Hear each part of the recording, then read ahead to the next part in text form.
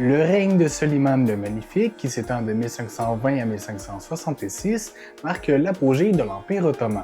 Son règne, souvent qualifié d'âge d'or, est synonyme d'expansion territoriale, de consolidation politique, d'innovation juridique et d'une effervescence culturelle et artistique sans précédent. Soliman, aussi surnommé le législateur, en raison de ses réformes juridiques, place l'Empire ottoman au centre des échanges mondiaux et renforce son influence à la fois en Europe, en Asie, mais aussi en Afrique.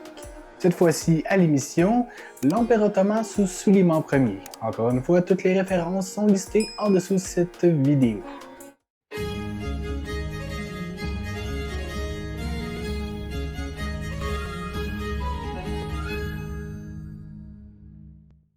L'Empire ottoman sous Suleiman connaît une série de campagnes militaires impressionnantes qui élargissent considérablement ses frontières.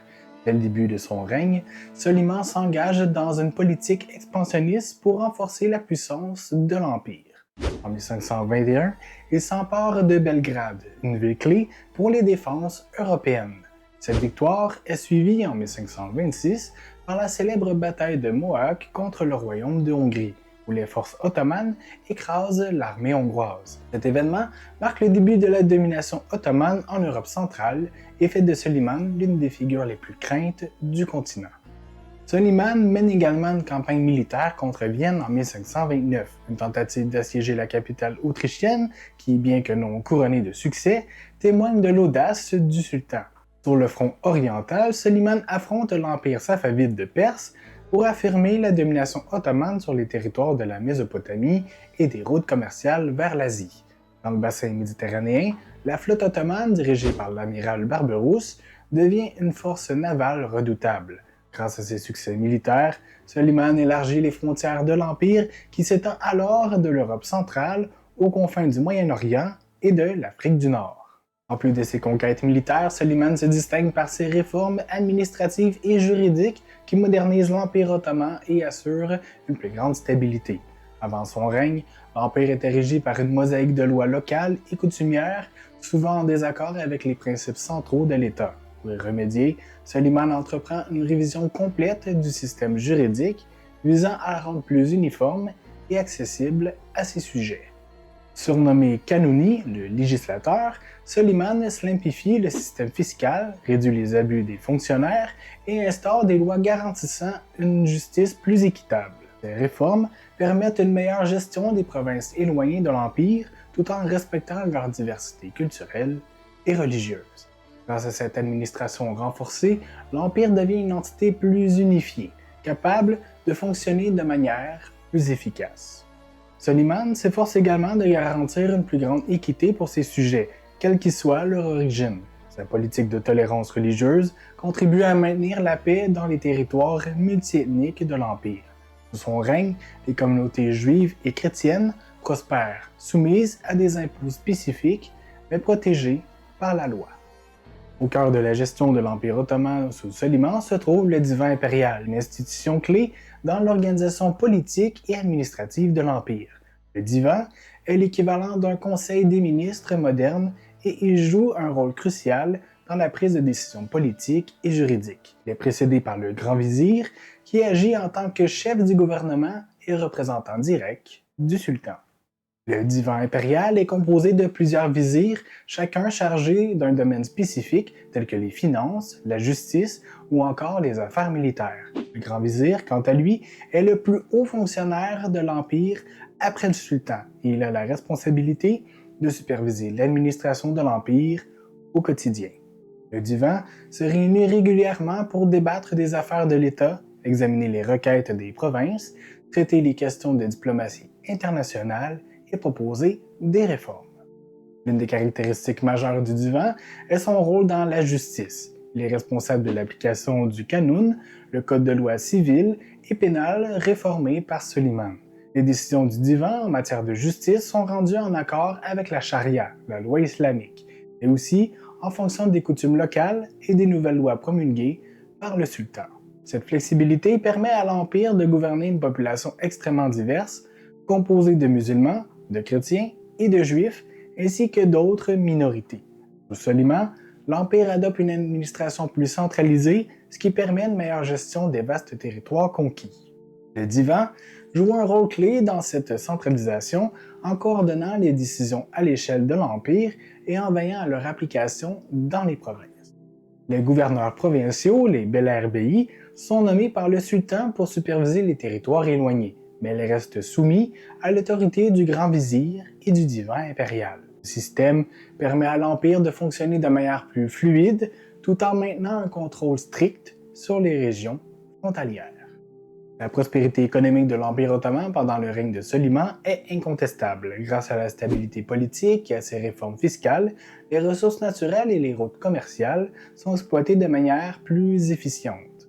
L'Empire contrôle des routes commerciales stratégiques reliant l'Europe à l'Asie ainsi que le commerce de la soie, des épices et des textiles qui génèrent des revenus considérables.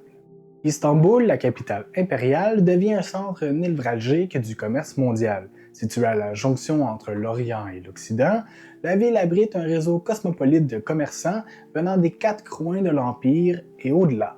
La ville est non seulement un carrefour économique, mais aussi un centre culturel où se rencontrent diverses traditions intellectuelles et artistiques.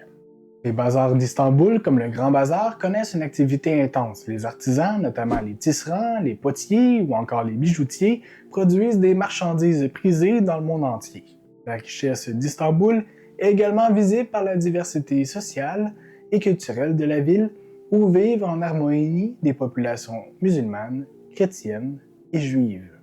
Le règne de Soliman est également synonyme de renaissance artistique et architecturelle. Sous l'influence du sultan, l'Empire ottoman devient un foyer d'innovation culturelle. Soliman s'entoure des meilleurs artistes, poètes et architectes de son temps. Le plus célèbre d'entre eux est sans doute Mimar Sinan, l'architecte en chef de Soliman qui conçoit plusieurs monuments, les plus emblématiques de l'Empire ottoman. L'un des chefs-d'œuvre de Sinan est la mosaïque de Soliman, située sur l'une des collines d'Istanbul. Ce monument majestueux, achevé en 1558, symbolise la puissance et la grandeur de l'Empire. L'architecture ottomane sous Soliman allie influences byzantines et persanes, tout en développant un style proprement ottoman, marqué par des coupoles imposantes, des minarets élancés et une grande harmonie des espaces. Outre l'architecture, la littérature connaît un véritable essor durant cette période. La poésie ottomane, en particulier, atteint de nouveaux sommets. Soliman est lui-même un poète accompli, écrivant sous le pseudonyme de Mioubi des vers qui célèbrent l'amour et la spiritualité. Les arts décoratifs, comme la céramique et le tissage des tapis, atteignent également un raffinement exceptionnel, exporté dans toute l'Europe et l'Asie. Outre la littérature et l'architecture, les arts décoratifs ottomans se développent de manière significative sous Soliman. Les ateliers impériaux, ou Nakhachenej, sont des centres de production artistique qui déploient des artisans spécialisés dans des domaines aussi variés que la céramique, le tissage de tapis, la calligraphie ou encore l'orfèvrerie. C'est le cas en particulier de la céramique d'Iznik en particulier, qui atteint un raffinement inégalé pendant cette période. Ces faïences, souvent ornées de motifs fleuraux stylisés et de couleurs vives, bleu cobalt, vert ou rouge, décorent les mosaïques, les palais et les maisons des élites ottomanes. Les motifs de la céramique sont influencés par l'art persan, mais adoptent progressivement un style proprement ottoman marqué par l'utilisation de composants plus simples et symétriques. Le tissage des tapis, notamment produit ceux à Ereke, dans la région de l'Anatolie, est également une forme d'art en pleine expansion sous Soliman.